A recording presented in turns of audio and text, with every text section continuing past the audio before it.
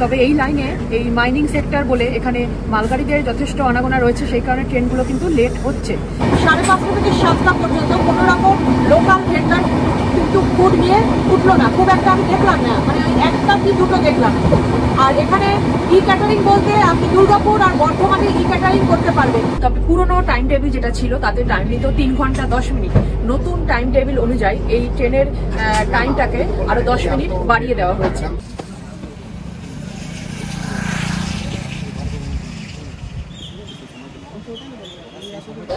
1899 সালের 24শে মে তৎকালীন অবিভক্ত বঙ্গদেশের চুরুলিয়া গ্রামে জন্মগ্রহণ করেছিলেন কাজী নজরুল ইসলাম, যিনি বর্তমান বাংলাদেশের জাতীয় কবি। এই চুরুলিয়া গ্রামের আজকের দিনের অবস্থানটা ঠিক কোথায় সেটা জানতে গেলে দেশভাগের পরবর্তী সময়ে আমাদের চলে আসতে হবে। আজকে আমি দাঁড়িয়ে রয়েছি 2025-এ, আর আমার লোকেশনটা পিছনে ব্যাকগ্রাউন্ডটা দেখে বুঝতে পারছেন, এটা হচ্ছে আসানসোল স্টেশন।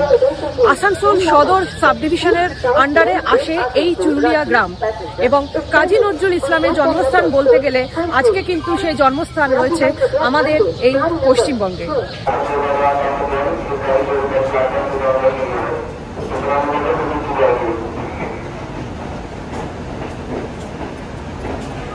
পশ্চিম বর্ধমান জেলার 161 বছরের পুরনো স্টেশন এই আসানসোল। হাওড়া দিল্লি যে মেইন লাইন, সেই লাইনের উপর অবস্থিত এই ইম্পর্টেন্ট স্টেশন আসানসোল। আর এখান থেকেই আসানসোল, টাটানগর, খড়গপুর একটা লাইন আলাদা হয়ে বেরিয়ে গেছে। ইস্টার্ন রেলওয়ের আসানসোল ডিভিশনের আন্ডারে আসছে এই স্টেশন। আর এই আসানসোল ডিভিশনের মধ্যে আসছে 565 কিলোমিটার রুট ডিস্টেন্সের রেল ট্র্যাক। পাশ দিয়ে আর একটা রেল ইঞ্জিন বেরিয়ে যাচ্ছে। মোস্টলি এই ইঞ্জিনটা পিছনে ছিল, পিছনে অ্যাটাচ ছিল, সেটা খুলে গেল, সেইটা এখন বেরিয়ে যাচ্ছে এদিকে। আর যেটা বলছিলাম, এই ট্রেনটা হচ্ছে ডেইলি সুপারফাস্ট ক্যাটাগরি ট্রেন। পুরো ট্রেনটা হচ্ছে LHB রেক দিয়ে তৈরি। ইঞ্জিনের পরে এখান থেকে হচ্ছে কোচগুলো শুরু হয়েছে, যাত্রীবাহী কোচ। এখানে ফার্স্ট কোচ, এটা হচ্ছে লেডিস কোচ। আর তারপরে এই ব্লু কালারের কোচ দেখছেন, এরকম কোচ দুখানা রয়েছে। দুখানা জেনারেল ট্রেনের ফার্স্টের দিকে আপনি পাবেন। এই কোচটার গায়ে লেখা রয়েছে D5 আর উপরে লেখা হচ্ছে রিজার্ভ, মানে এখান থেকে রিজার্ভ ক্যাটাগরির কোচ শুরু হচ্ছে। D5 থেকে শুরু করে D1 পর্যন্ত ওদিকে 5খানা সেকেন্ড সিটিং কোচ এখানে রয়েছে।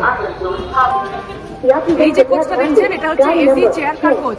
এখানে এই একটা এসি চেয়ার কার কোচ রয়েছে, এটা C2, আর এপাশে আরেকটা এসি চেয়ার কার কোচ রয়েছে, এটা হচ্ছে C1। প্রথমটা হচ্ছে অগ্নিবীণা, সেকেন্ড হচ্ছে শান্তিনিকেতন এক্সপ্রেস, থার্ড হচ্ছে কোল্ডফিল্ড এক্সপ্রেস, ফোর্থে হচ্ছে বিশ্বভারতী ফার্স্ট প্যাসেঞ্জার, আর নিচে যেটা রয়েছে এটা হচ্ছে Malda town intercity. Chair car আর সেকেন্ড সিটিং এন্ড হওয়ার পর পিছনের দিকে বাদবাকি যে ট্রেনের বগিটা আপনারা দেখতে পাচ্ছেন, এখানে আরও 7খানা জেনারেল কোচ রয়েছে, মানে যেগুলো রিজার্ভেশন প্রয়োজন হয় না, আপনারা জেনারেল টিকিট কেটে এই ট্রেনের এই কোচগুলোতে আপনারা জার্নি করতে পারবেন। 1976 সালের 15ই আগস্ট এই ট্রেনটার উদ্বোধন হয়। এই ট্রেনটাকে তখন বলা হতো আসানসোল এক্সপ্রেস, আর আনঅফিসিয়ালভাবে অনেকে এই ট্রেনটাকে তখনকার দিনে বলতেন বিধান এক্সপ্রেস। তবে পরবর্তীকালে কাজী নজরুল ইসলামের স্মরণে এই ট্রেনটার নাম হয় অগ্নিবীণা এক্সপ্রেস। পশ্চিম বর্ধমান জেলার ডিস্ট্রিক্ট হেডকোয়ার্টার এই আসানসোল থেকে ঘড়ির কাঁটার সঙ্গে টাইম মিলিয়ে ঠিক 5:30টায় স্টেশন থেকে ছাড়লো অগ্নিবীণা এক্সপ্রেস।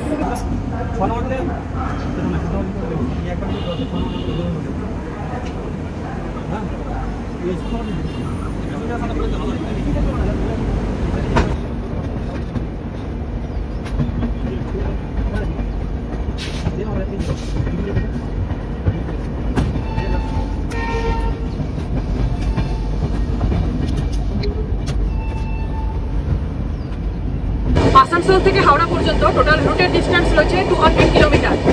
আর এই কিলোমিটারটা আপনারা অগ্নিবীণাতে যদি সেকেন্ড সিটিংয়ে যান, সেকেন্ড সিটিংয়ে আপনাদের ভাড়া পড়বে 110 টাকা বেস ফেয়ার। সেকেন্ড সিটিংয়ে সিটিং অ্যারেঞ্জমেন্ট আপনার 3x3 ওরিয়েন্টেশনে রয়েছে। যারা চেয়ার কার মানে এসি চেয়ার কারে যাবেন তাদের এখানে ভাড়াটা একটু বেশি পড়বে। সিটিং অ্যারেঞ্জমেন্ট এখানে আসে 3x2 ওরিয়েন্টেশনে। চেয়ার কারে এই যাত্রাটা করার জন্য আপনার ভাড়া পড়বে 390 টাকা বেস ফেয়ার।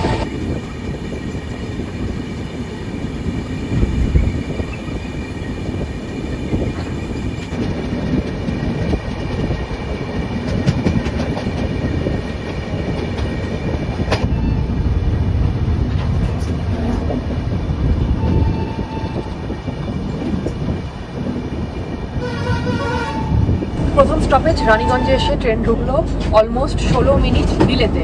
এখানে ট্রেন দাঁড়াবে 2 মিনিট। আর রানীগঞ্জ আসছে ইস্টার্ন রেলওয়ের আসানসোল ডিভিশনের মধ্যে।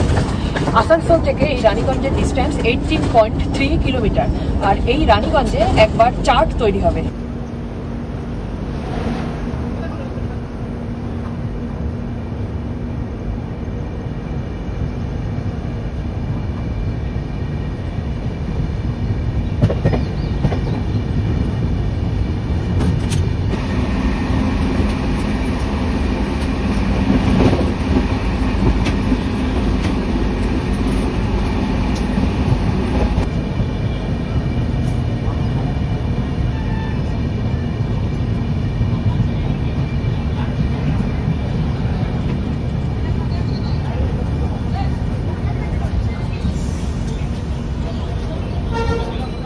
আমাদের নেক্সট স্টপেজ অন্ডালে এই ট্রেন ঢুকলো। এখানেও ট্রেন 19 মিনিট ডিলে করলো আর ট্রেন এখানে দাঁড়াবে 2 মিনিট। রানীগঞ্জ থেকে অন্ডাল পর্যন্ত ডিস্টেন্স রয়েছে 7 কিলোমিটার। এটাও আসছে পশ্চিম বর্ধমান জেলার মধ্যে আর ইস্টার্ন রেলওয়ে আসানসোল ডিভিশনের মধ্যে।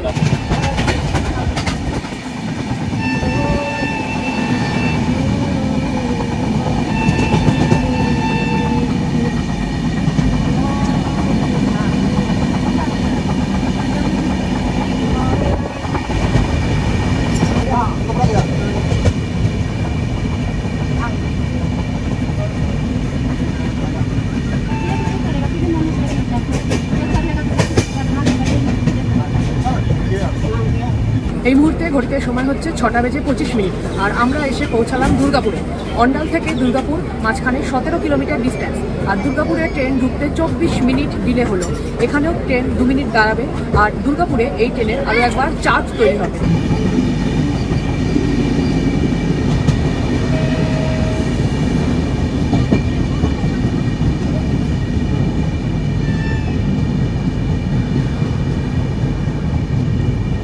ছটা বেজে 45 মিনিট এই মুহূর্তে ট্রেন ঢুকলো পানাগড়ে। পানাগড় আর দুর্গাপুর এই দুটো স্টেশনের মধ্যে ডিস্টেন্স 16 কিলোমিটার। তবে এই লাইনে এই মাইনিং সেক্টর বলে এখানে মালগাড়িদের যথেষ্ট আনাগোনা রয়েছে, সেই কারণে ট্রেনগুলো কিন্তু লেট হচ্ছে। পানাগড়ের ট্রেন এখানে 30 মিনিট লেট ছিল। আর এটা আসছে ইস্টার্ন রেলওয়ের আসানসোল ডিভিশনের মধ্যে আর জেলা পশ্চিম বর্ধমান।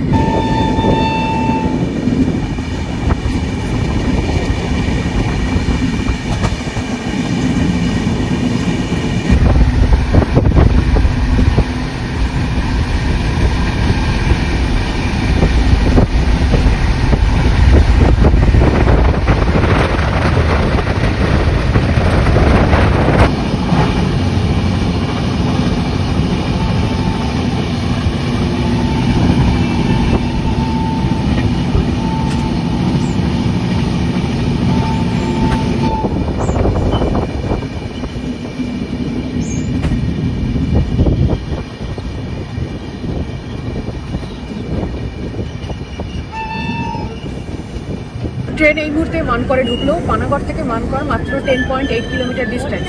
আর এর মধ্যে কোনো ইন্টারমিডিয়েট কোনো স্টেশনও নেই। আর মানকরে এই মুহূর্তে ট্রেন 37 থেকে 38 মিনিট মতো লেটে এলো। এখানে স্টপেজ টাইম মাত্র 1 মিনিট।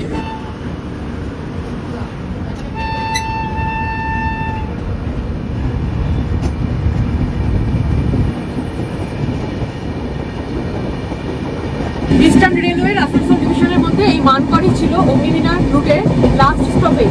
এরপরে স্টপেজ চলে আসবে ইস্টার্ন রেলওয়ের হাওড়া ডিভিশনের মধ্যে।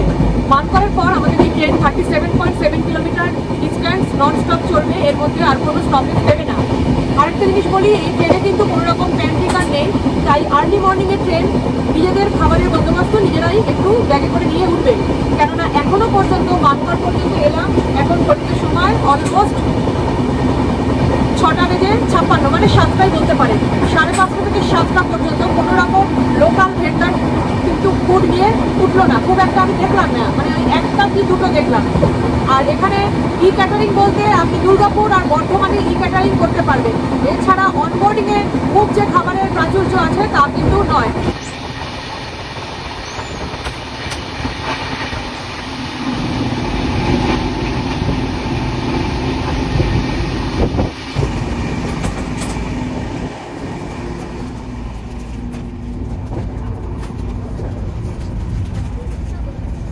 এখন ট্রেনের ভিতরে চলে এলাম, কারণ বর্ধমান অবধি অনেকটা রাস্তা, গেটের কাছে দাঁড়িয়ে থাকার আর কোনো মানে হয় না।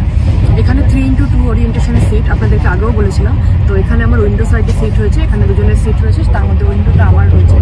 আর এখানে সিটগুলো এসি চেয়ার কারে যেরকম হয় সেরকম রয়েছে, পুশ ব্যাক সিট রয়েছে। তবে ভিতরে ক্লিনলিনেস একদম নেই। আমার সামনের ফুড ট্রেটা আপনাদেরকে দেখাচ্ছি, একদম নোংরা খাবার দাবার পড়ে রয়েছে, মানে এটা আমি আর ইউজ করতে পারবো না। এদিকে সামনের ফুড ট্রেটা হচ্ছে এইরকম খাবার দাবার নোংরা ভর্তি, এবং এখানে কোনো ক্লিনিং স্টাফও নেই যে তাকে ডেকে আমি এটা পরিষ্কার করাবো। আর ভিতরে কোচের সিচুয়েশনটা মোটামুটি এরকম, অলমোস্ট সব সিট কিন্তু ভর্তি রয়েছে।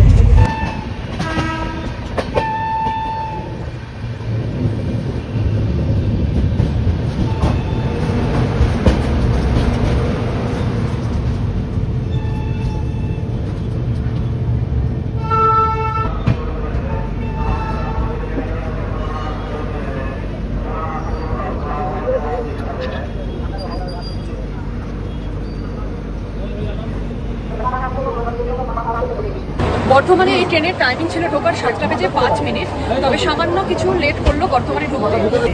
এই বর্ধমান আসছে পূর্ব বর্ধমানের মধ্যে আর ইস্টার্ন রেলওয়ের হাওড়া ডিভিশনের মধ্যে। এই স্টেশনটির বয়স 170 বছর। আর আসানসোল থেকে এই বর্ধমান পর্যন্ত আমরা যে এলাম 106 কিলোমিটার ডিস্টেন্স ক্রস করলাম। বর্ধমানই এই ট্রেনের শেষ স্টপেজ, তবে লিলুয়াতেও মোস্ট প্রবাবলি এই ট্রেনটা স্টপেজ দেবে, কারণ ওয়ার্কশপ স্টাফ প্যাসেঞ্জার রয়েছে এই ট্রেনে প্রচুর, তাদের জন্য। বাট নর্মাল প্যাসেঞ্জারদের জন্য লিলুয়ার কোনো রকম টিকিট শিডিউল কিন্তু এই ট্রেনে থাকে না। আর এখান থেকে হাওড়া পর্যন্ত মোটামুটি 94-95 কিলোমিটার মতো ডিস্টেন্স এই ট্রেন কিন্তু নন স্টপ রান করবে।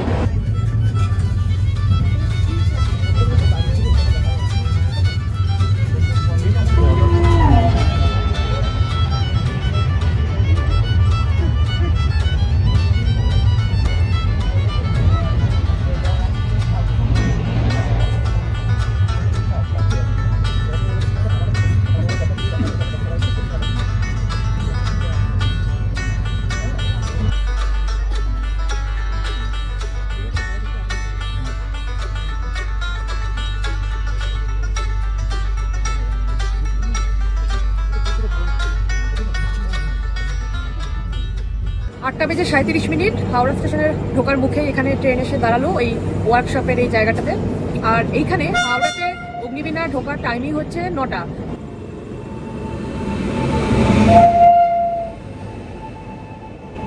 খুব একটা বেশি কিছু এদিক ওদিক না হলে 12 নম্বর প্ল্যাটফর্মে এই অগ্নিবীণা ঢুকে যায়।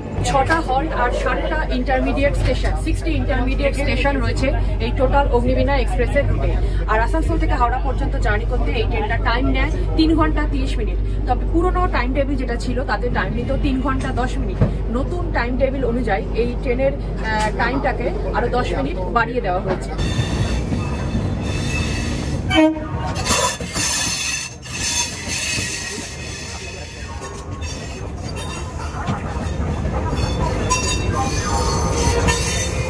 আটটা বেজে 50 মিনিট হাওড়ার 12 নম্বর প্ল্যাটফর্মে ঢুকছে অগ্নিবীণা এক্সপ্রেস।